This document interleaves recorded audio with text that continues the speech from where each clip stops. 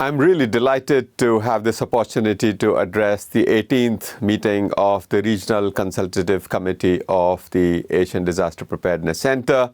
ADPC is a remarkable institution. It's been working on disaster risk reduction issues in Asia Pacific for almost 4 decades now. It set the agenda on disaster risk reduction even before the International Decade for Natural Disaster Reduction. And it is really important that we recognize the contributions that ADPC has made over the years in unpacking different elements of disaster risk reduction and making sure that governments at the national level, at the subnational level, as well as civil society organizations, private sector, and the academia accord high level of importance to the issues related to disaster risk reduction. Indeed, ADPC's motto itself connects disaster risk reduction with sustainable development. It really aims to position disaster risk reduction not as a niche issue but a mainstream issue in the development of Asia Pacific. So at this occasion, I would like to start by saying that just as we enter 2025, we have entered the last third of the tenure of Sendai Framework for Disaster Risk Reduction.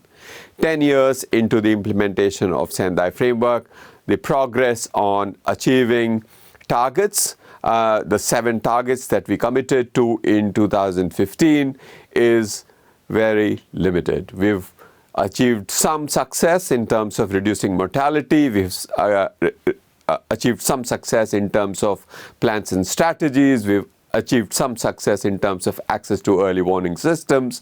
But on other targets, particularly in terms of number of people affected, economic losses, infrastructure losses, there is a lot that needs to be done.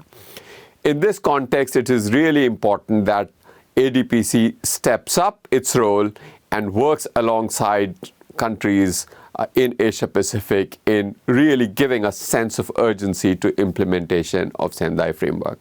Today, I would like to articulate 3 expectations that I have of ADPC as we move towards infusing a sense of urgency to the implementation of Sendai Framework.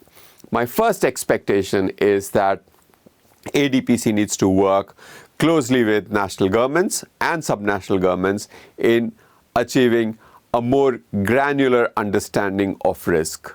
Where the risk is, what is the kind of risk, how do we quantify that risk, and how do we use that granular understanding of risk alongside national and subnational governments to come up with very specific targeted interventions to reduce risk, to reduce the loss of lives, to reduce the number of people affected by disasters, but also to reduce economic impact as well as in infrastructure losses. So that's one, really granular understanding of risk to inform action at the national and subnational level.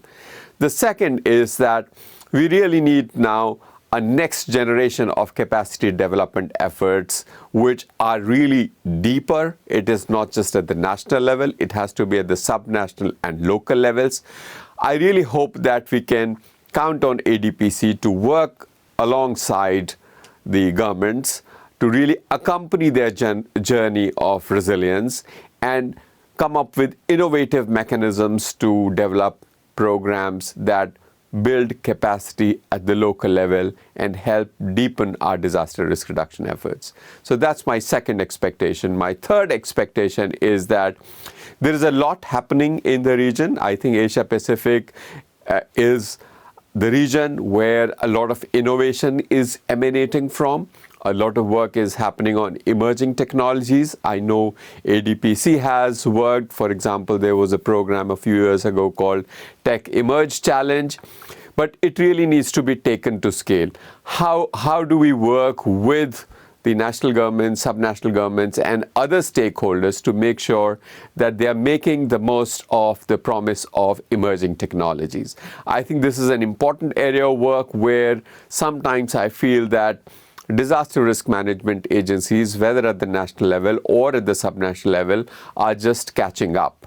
It's really important that they take a proactive approach. So how can ADPC work with governments in the region to come up with a more proactive approach to maximizing the promise of emerging technologies towards disaster resilience.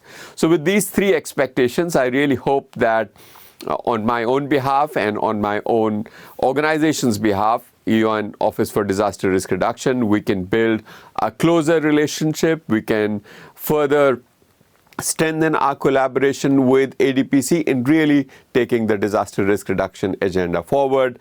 I would also like to take this opportunity to congratulate the newly appointed Executive Director of ADPC, Mr. Aslam Parvez. He is a long-time colleague and friend of ours. Everyone knows him in the disaster risk management community, and I have a lot of expectations of him. And the disaster risk reduction community also has a lot of expectation of him. And we wish him all the best and assure him of all the cooperation and support that he may need in really fulfilling the mandate that he has got, the excellent mandate that he has got. With that, thank you very much. And I look forward to the opportunity, to the next possible opportunity to meet with all of you in person and discuss some of these issues that I talked about today. Thank you.